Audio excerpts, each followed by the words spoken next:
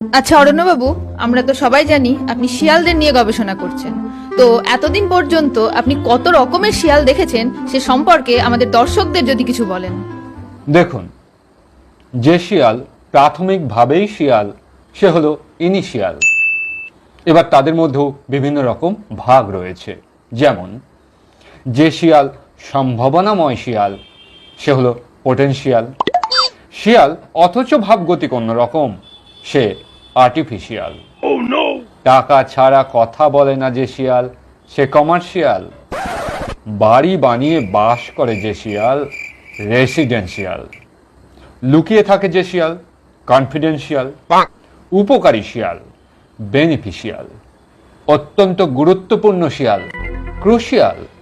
রূপচর্চা করে যে শিয়াল ফেসিয়াল। যার মধ্যে আংশিক শিয়াল ধর্ম পার্শিয়াল। সবার প্রয়োজনে লাগে যে শিয়াল এসেনশিয়াল।